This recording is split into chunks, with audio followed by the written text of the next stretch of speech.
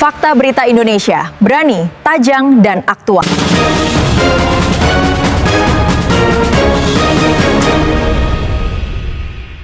Pemirsa, Anda kembali menyaksikan Breaking News Fakta Berita Indonesia bersama saya Agus Triadi dan rekan saya Vivin Anggita. Selanjutnya berita akan disampaikan oleh rekan Vivin Anggita. Silakan Anggi.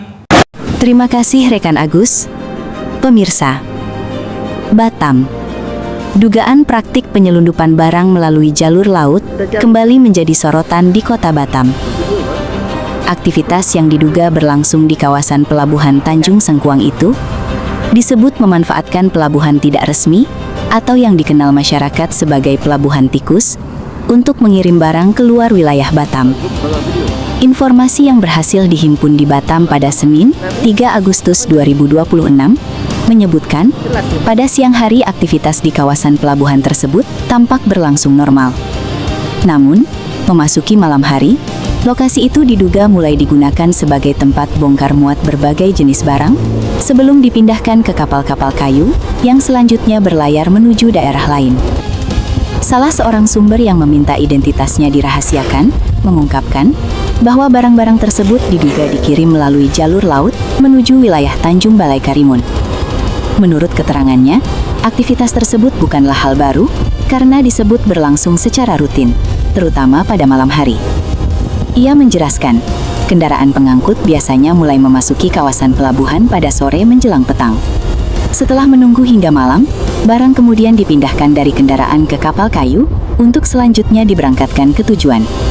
Mobil masuk menjelang sore. Aktivitas bongkar muat biasanya dilakukan malam hari sebelum barang diberangkatkan melalui jalur laut, ungkap sumber tersebut.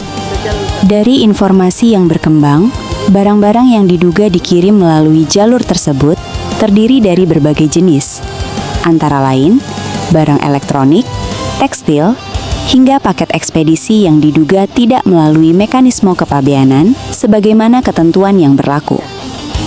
Namun demikian, informasi tersebut hingga kini belum dapat diverifikasi secara independen.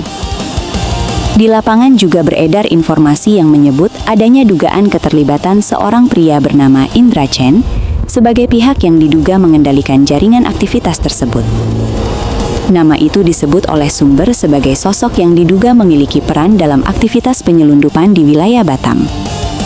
Meski demikian, sampai berita ini disusun belum terdapat pernyataan resmi maupun bukti yang dapat mengonfirmasi kebenaran informasi tersebut. Sebagai kawasan Free Trade Zone atau FTZ, Batam memiliki aturan khusus di bidang kepabeanan dan perpajakan. Setiap barang yang keluar dari kawasan FTZ menuju daerah pabean Indonesia lainnya tetap wajib memenuhi seluruh ketentuan peraturan perundang-undangan yang berlaku.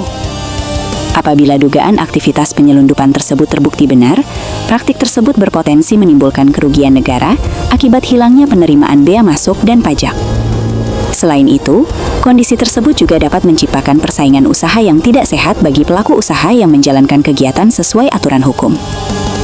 Masyarakat pun berharap aparat penegak hukum bersama instansi terkait segera melakukan penyelidikan secara menyeluruh terhadap informasi yang berkembang.